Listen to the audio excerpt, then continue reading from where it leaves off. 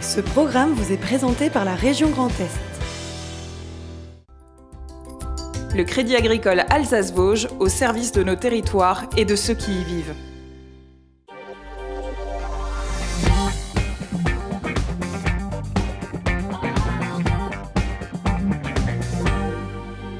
Madame, monsieur, bonsoir, bienvenue pour une heure d'actualité 100% Alsace, mais là, c'est vrai de vrai, 100% Alsace et 100% régional, avec Sépi, on l'adore, ce garçon vient de créer les expressions alsaciennes illustrées, c'est parfait pour tous les expats et c'est parfait pour tous ceux qui arrivent en Alsace. Avec Claude Velti, le musée Electropolis de Mulhouse n'aura plus de secret pour vous, il a fait peau neuve, ça sera notre invité. Mathieu, l'humeur du jour, Mathieu Chanvillard dans un instant, avant cela, c'est Anna Britz pour l'actualité.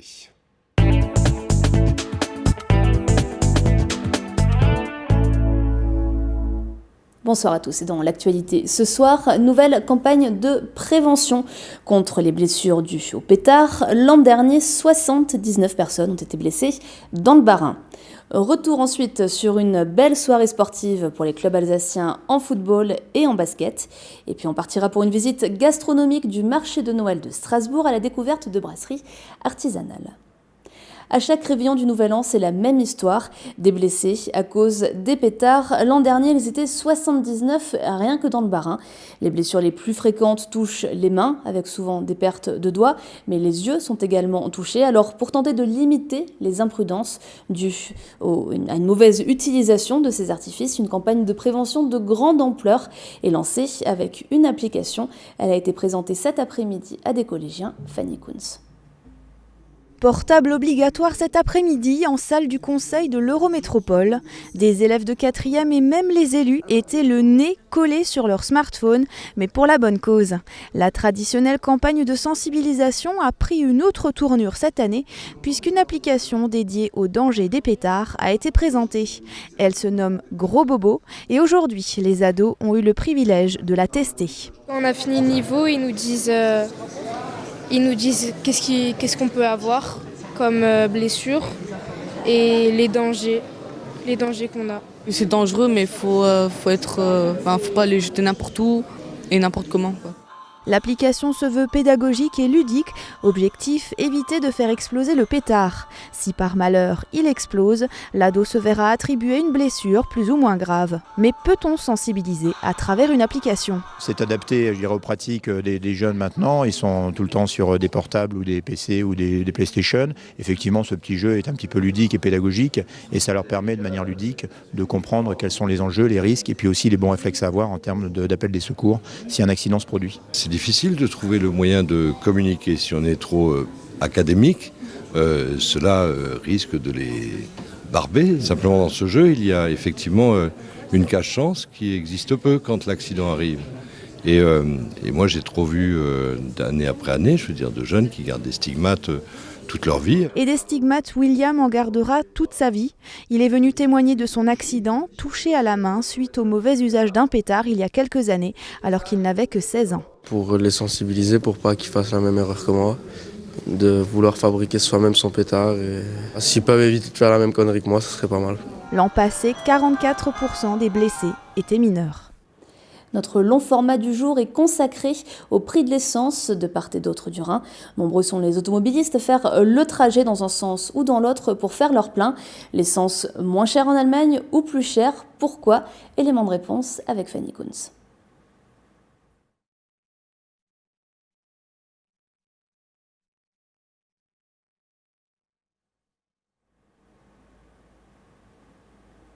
Et on retrouvera le sujet de Fanny Kunz un peu plus tard. Et on passe tout de suite à la suite de l'actualité. Ça concerne le sport. C'était une très bonne soirée hier pour les clubs alsaciens. En football, le Racing a réussi un joli coup en éliminant l'OM de la Coupe de la Ligue. Les Strasbourgeois qui ouvrent le score grâce à ce pénalty de Jonas Martin. En seconde période, Marseille obtient à son tour un penalty, mais Bingourou Kamara repousse la frappe. Les Marseillais qui arrachent quand même l'égalisation à 10 minutes de la fin sur cette action, synonyme de séance de tir au but pour départager les deux équipes.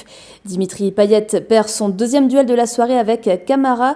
Jonas Martin marque à nouveau, comme tous les Alsaciens. Et c'est finalement le Marseillais Adil Rami en tirant au-dessus qui offre la qualification aux Alsaciens. Le Racing affrontera Lyon en quart de finale début janvier et dernier match de l'année ce samedi à la Méno contre Nice. Et puis un peu plus au nord, bonne soirée également pour les basketteurs de la SIG. En Ligue des Champions, les Strasbourgeois sont allés s'imposer sur le parquet de Bayreuth.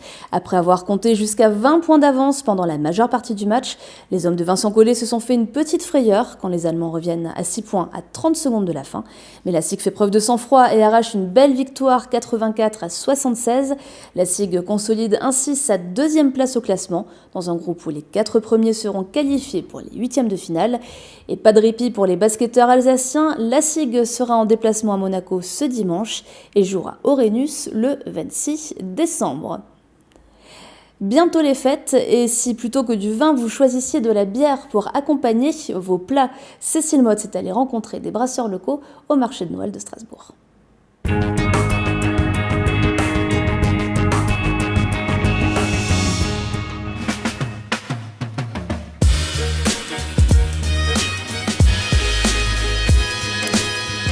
De l'eau, des céréales, du houblon et de la levure. Vous l'aurez reconnu, ce sont les ingrédients classiques pour réaliser une bière.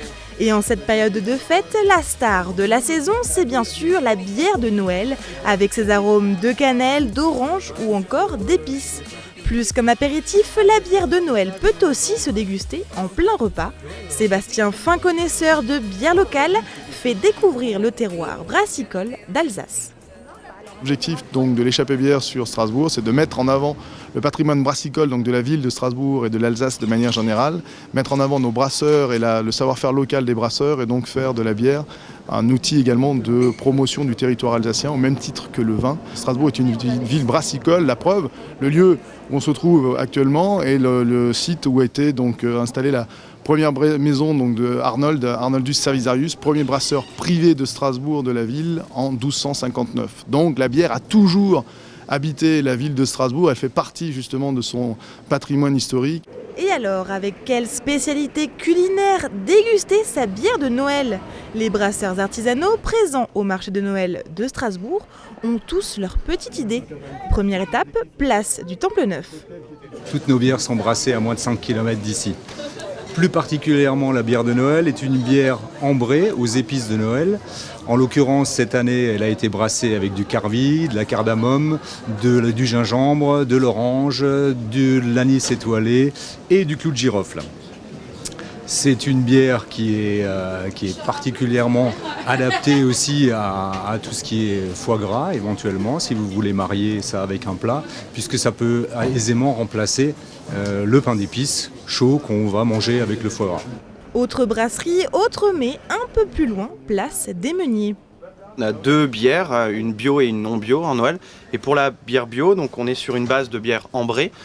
Elle part sur un côté très céréalier, on va beaucoup sentir plutôt les arômes donc des céréales, du malt, et dans cette bière ambrée on va rajouter de l'arôme naturel de cannelle. Justement le côté très maltais, très céréalier, mais qui n'est pas très sucré de cette bière, à mon avis se marierait très très bien avec le côté sucré effectivement des bredele. Alors foie gras, bredele, confiture ou chocolat, la bière de Noël peut se marier avec les repas de fête, mais attention à toujours la consommer avec modération.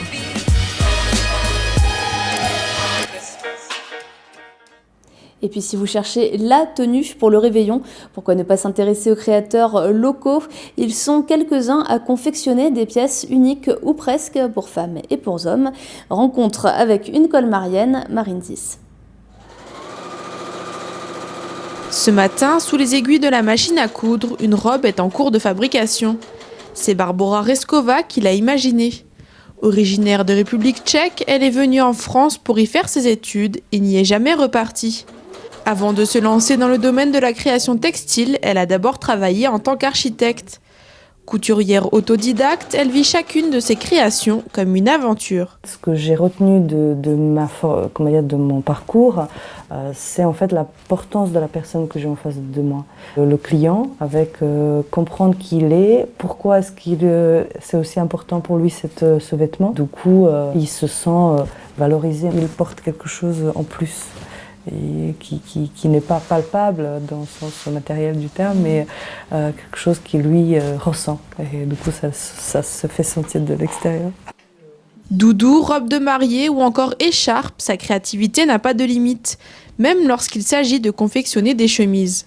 En fait, c'est pour un parrain et pour son filleul, qui lui adore le foot.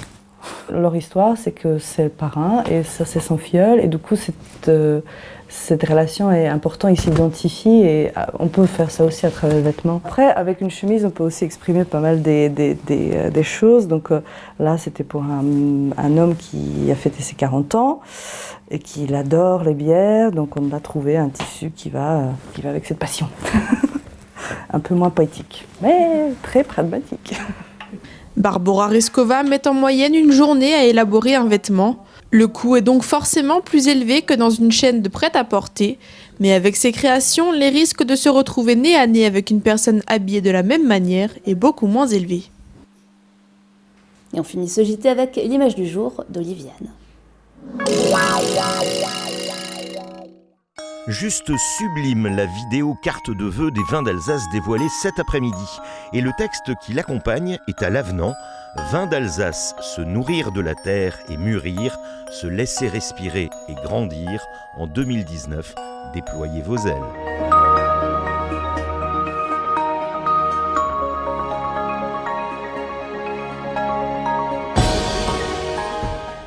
Merci beaucoup pour cette très belle image du jour. Merci Anna pour le JT. On accueille le plateau du soir, Mathieu Chanvillard, accompagné de Claude Velti du musée Electropolis à Mulhouse, et Sépi pour ce livre humoristique. Voilà, je vous en fais la primeur.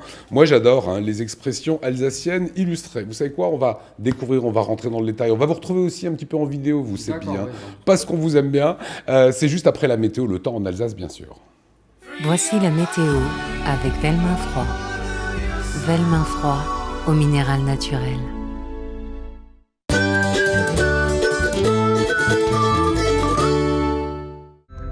Bonjour à tous et bienvenue sur Alsace 20. Eh bien, une première journée d'hiver assez bizarre. Alors il y aura de la pluie sur l'ensemble de l'Alsace, de la pluie également du nord jusqu'au centre de la région du Bade-Wurtemberg, du côté de Fribourg ou Bâle, eh bien un ciel très couvert par les nuages.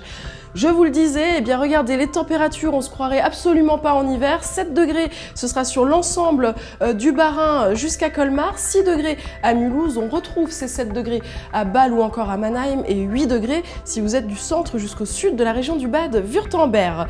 L'après-midi, eh bien la pluie s'étendra cette fois-ci chez nos voisins allemands et suisses, et les valeurs, regardez dans l'après-midi, il fera très très doux. 12 degrés, ce sera la maximale près de Colmar, 10 degrés la minimale à Saverne, et partout ailleurs en Alsace et aux frontières rhénanes, 11 degrés.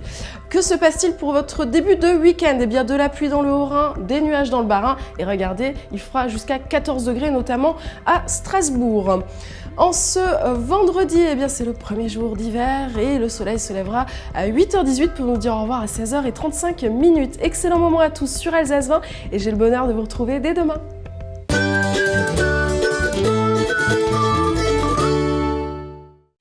C'était la météo avec Velmin Froid.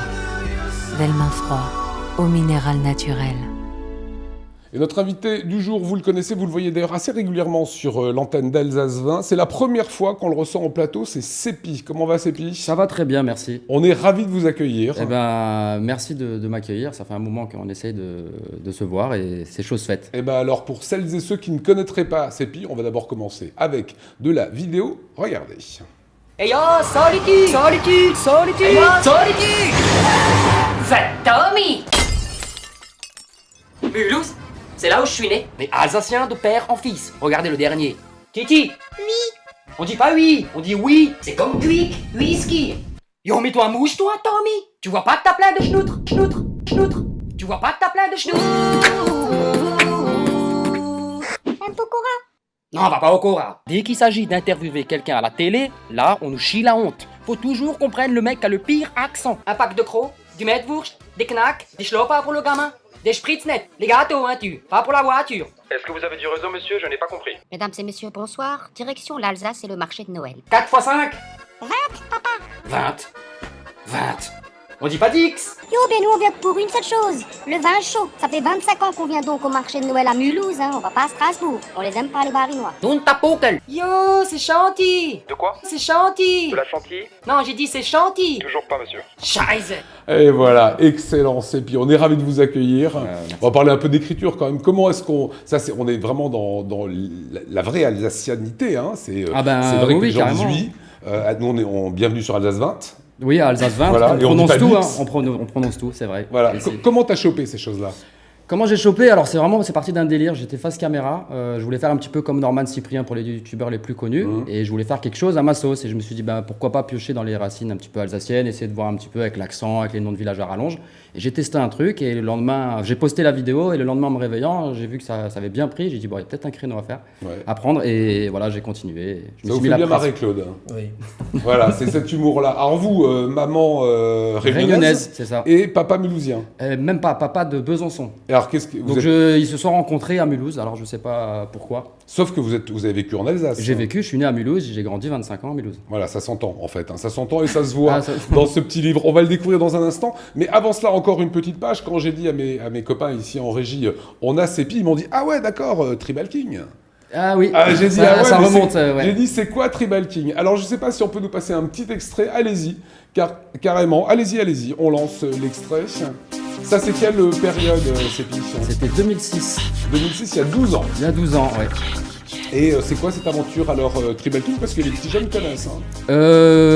L'aventure Tribal King, justement l'acolyte qui chante avec moi, Anthony, qui est aussi originaire d'Alsace, du Sungo précisément. Ouais. Et en fait on s'est rencontrés dans un bar et tout, ils chantaient des chansons, moi je chantais des karaokés, puis on... Ah c'est vous là, je viens de vous voir. Hein. C'est ça, j'avais des cheveux à l'époque. Ouais. Ah oui.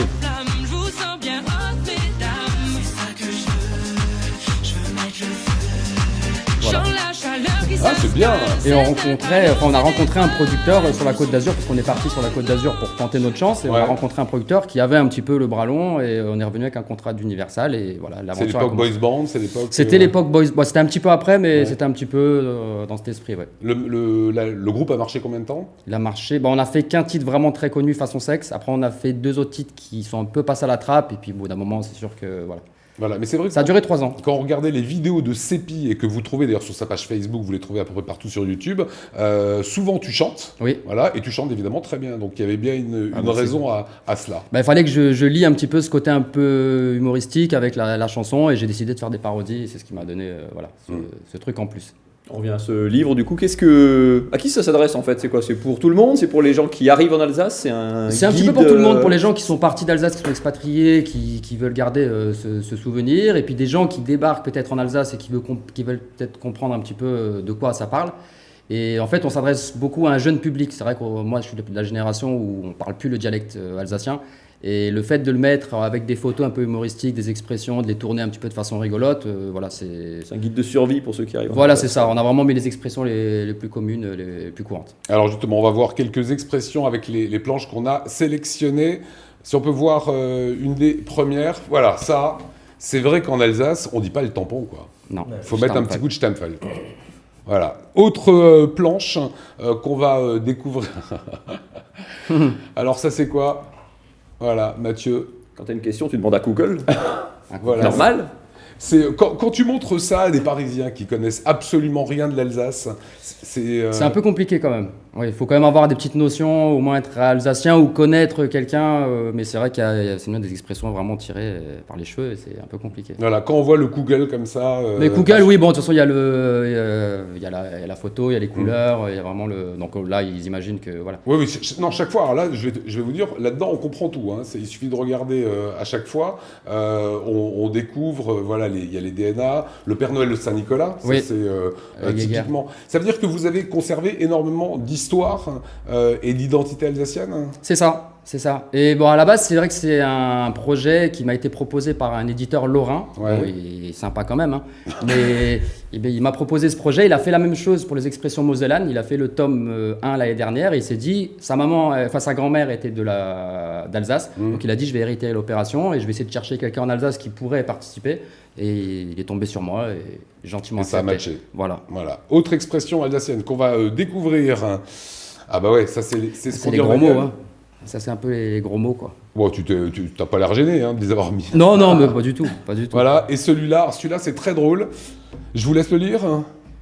Voilà, quand tu débarques en Alsace et que tu essayes de lire les premiers panneaux, tu files chez l'opticien pour vérifier tes lunettes. Effectivement, Niederschaffelsheim. C'est ça. Et ça fait aussi office de code Wi-Fi. Voilà, c'est un peu dans l'esprit. Ça fait un mot de passe, un très bon mot de passe. Voilà, si on peut voir justement, il y a le Niederschaffelsheim et Mitterschafelsheim. Et ça, vous dites que c'est les plus longs toponymes. Alors j'ai vérifié, je ne savais pas ce que c'est les toponymes, moi. C'est l'étude de la formation des noms de lieux. C'est ça, et donc 20 lettres. Voilà, Record du monde. Record de France. Voilà, remontrez-nous là, parce qu'effectivement, j'ai compté. Il y a 20 lettres sur ces deux noms. Quand vos copains, là, ils arrivent à le lire, nous, on fait le test avec Jean Dujardin, quand ils arrivent ici, ou Gérard Jugnot. En fait, ça fait ni der, alors eux, ils prononcent vraiment tout. C'est vrai que nous, on prononce tout en Alsace, mais eux, pour le coup, ils prononcent vraiment toutes les lettres, et c'est un peu... Mais c'est marrant. Voilà, c'est quoi qui t'inspire Bah, dans les mots, dans la culture alsacienne? C'est un petit peu tout, et c'est vrai que maintenant que je suis parti d'Alsace et tout, quand je reviens, c'est là que je me rends compte qu'il y avait vraiment un accent, et j'ai décidé d'en rire, quoi. Après, je me moque jamais, j'essaie de rester quand même à la limite, voilà, faut pas vexer non plus les gens. Et j'avais cet accent-là à l'époque que j'ai peut-être perdu, ou peut-être sur certains...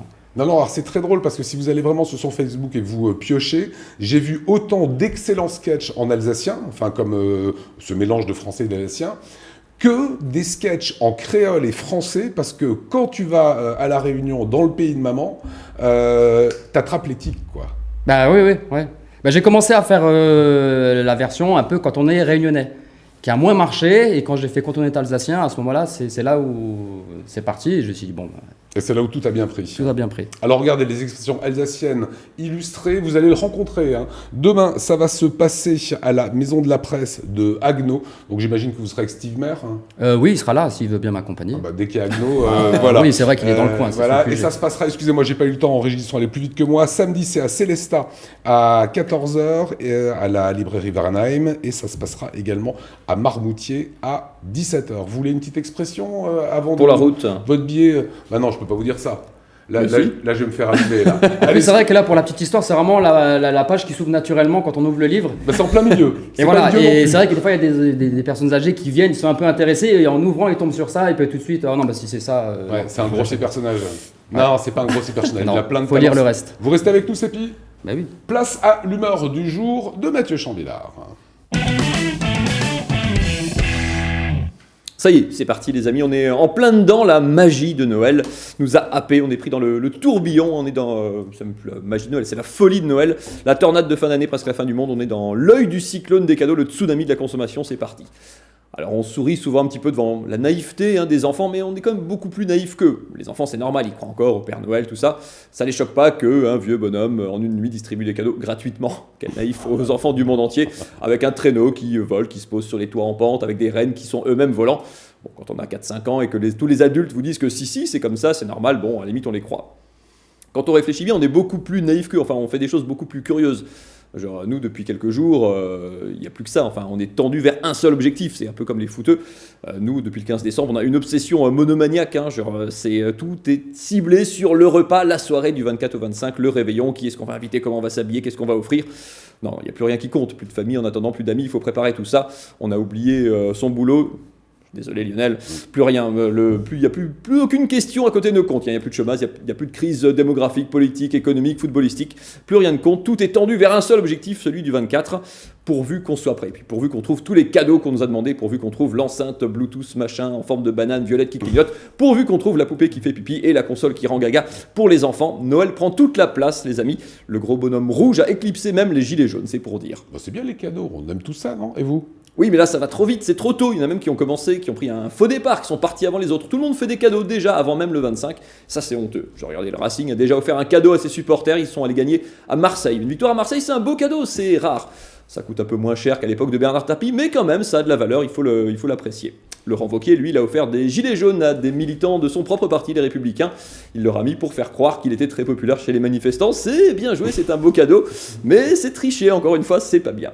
Et puis, vraiment, il y en a de partout. Il y a une avalanche de cadeaux, c'est un peu en cascade. Vous en faites un, et puis du coup, les gens en font et en refont. Emmanuel Macron, il a offert une prime aux policiers. Les policiers eux-mêmes ont offert des coups de matraque aux gilets jaunes, qui eux-mêmes ont offert... Les Gilets jaunes ont offert, ils ont offert du temps aux automobilistes pour patienter dans les bouchons. Et puis ils ont offert un peu de chaleur humaine quand ils ont mis le feu à toutes leurs baraques sur les ronds-points. C'est un peu la théorie du ruissellement. C'est-à-dire qu'au début, vous aviez de l'argent et puis en bas, non, ça part en fumée. C'est plutôt la théorie de la combustion. La théorie du ruissellement, c'est quand vous n'avez plus que vos yeux pour pleurer. Vous avez les larmes qui coulent, ça c'est le ruissellement, c'est tout ce qui reste. C'est un peu dommage, on s'éloigne quand même un petit peu des vraies valeurs de Noël. Vous savez, le sens de la vraie fête, revenir aux origines. C'est la fin de l'année aussi, faire un peu un bilan sur soi-même, se poser les vraies questions de la vraie vie. Les vraies questions auxquelles il faut vraiment répondre maintenant parce que ça urge, Pinot Gris ou Riesling avec la dinde pour Noël. Faut-il vraiment inviter ses beaux-parents pour le réveillon? Arsenic ou cyanure dans la part de bûche de la belle-mère? Et sur quel site internet peut-on revendre ces cadeaux de Noël? Ceux qui ne plaisent pas naturellement. Voilà, ça c'est les vraies questions que vous avez encore quelques jours pour vous poser ou sinon le 26 décembre en digérant bien sûr. Voilà, votre plus petit enfant, il a quel âge? 7 ans. 7 ans. Il croit plus au Père Noël, j'imagine. Parce Mais que cette complètement. chronique, vous l'auriez pas fait il y a 3 ans. Avec Je ce que dis vous de pas avez dit regarder. sur le Père Noël, les reines. Je dis de pas regarder. Non, le Père Noël existe. On va le retrouver dans quelques petits instants au musée Electropolis. Non, plus sérieusement, c'est Claude Velti qui est notre invité. Musée Electropolis qui s'est totalement métamorphosé. C'est à suivre juste après ça.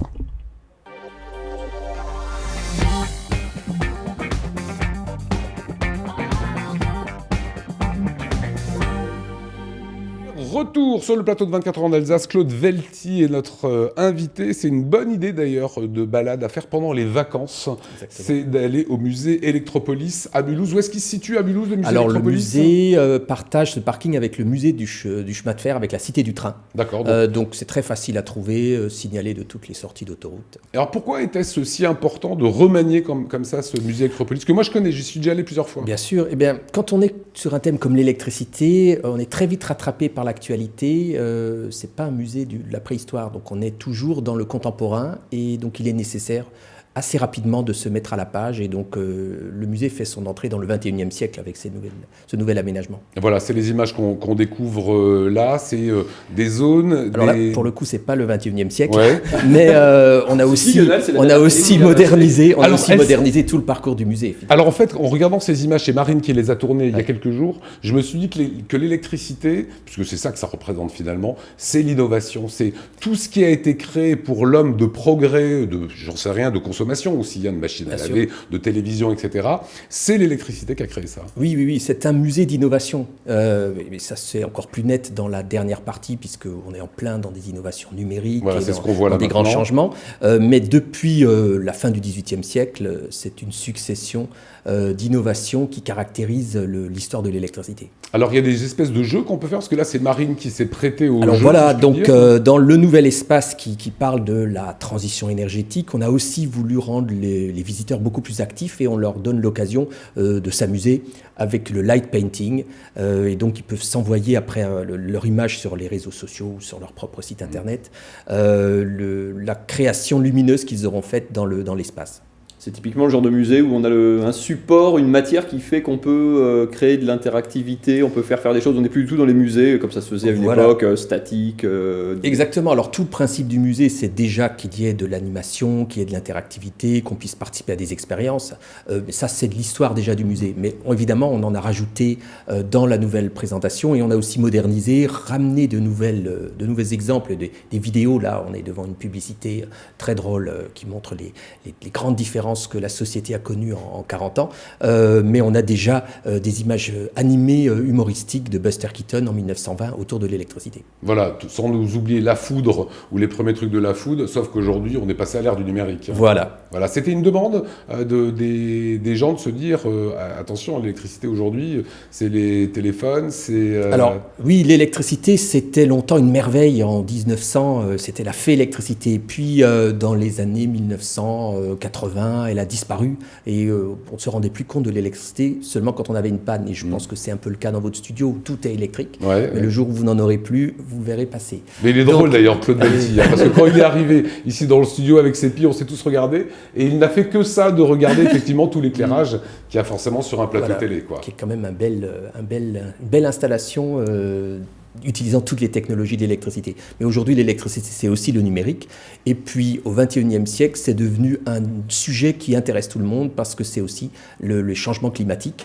Et les grands choix de notre société ont besoin que les visiteurs, que le citoyen, que l'on souhaite éclairer dans le musée, connaissent tous les enjeux des choix énergétiques et le pourquoi, le comment. C'est ce que la nouvelle exposition du musée a choisi de montrer. Alors effectivement, dans ce Big Bang numérique, il y a aussi des innovations et des créations à l'image de la Bubble, le taxi qu'on va découvrir, regarder. Ça, c'est vraiment le travail de demain. Hein. Voilà, exactement. Alors, le musée montre l'actualité, mais il montre aussi les projets d'avenir. La Sea-Bubble, la société qui a fabriqué ce Bubble, qui est déjà en test à Paris, est à la fois un croisement entre une voiture, un taxi, entre un avion, parce qu'il est en hauteur, et entre un bateau, évidemment. Donc c'est une osmose entre plusieurs dispositifs qui permet cette innovation. Voilà, c'est mobilité propre, en plus. C'est de la mobilité propre, et il peut se recharger également sur des panneaux photovoltaïques à quai,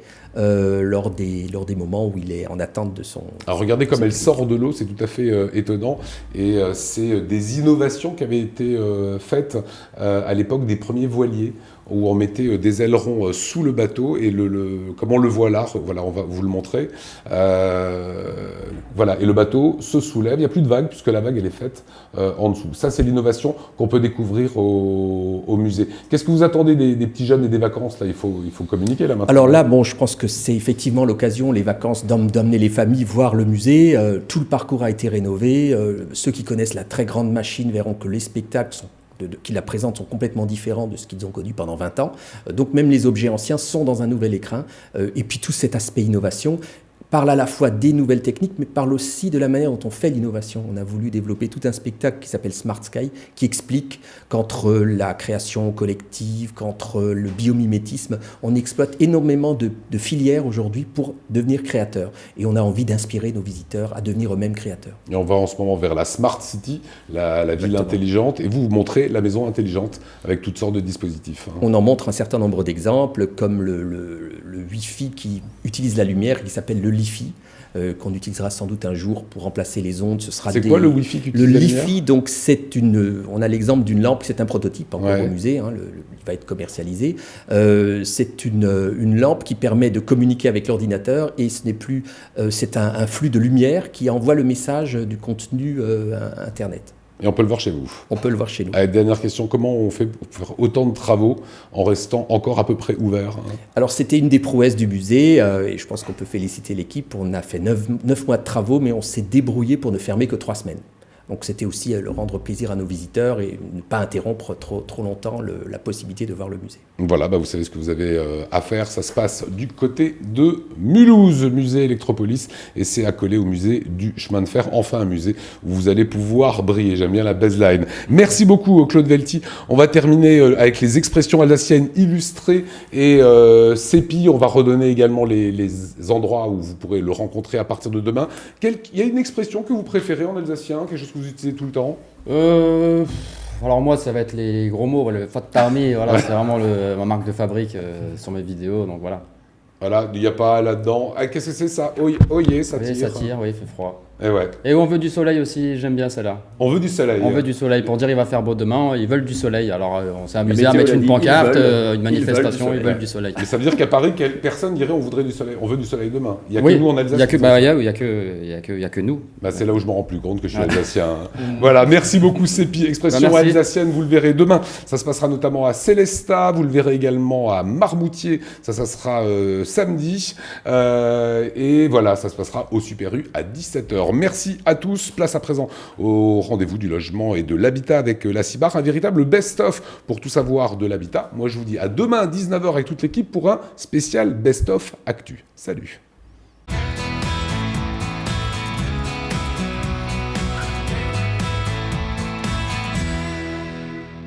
Bonsoir à tous et bienvenue. Je suis très heureuse de vous retrouver pour cette toute dernière édition de votre mag du logement et de l'habitat en partenariat avec la CIBAR. Alors pour cette dernière de l'année, je vous propose une rétrospective. 2018 a été chargée en découverte de patrimoine et aussi en rencontres. Elle a également été marquée par la fusion entre la CIBAR et LSH, la Strasbourgeoise Habitat. Je vous laisse avec ces quelques images.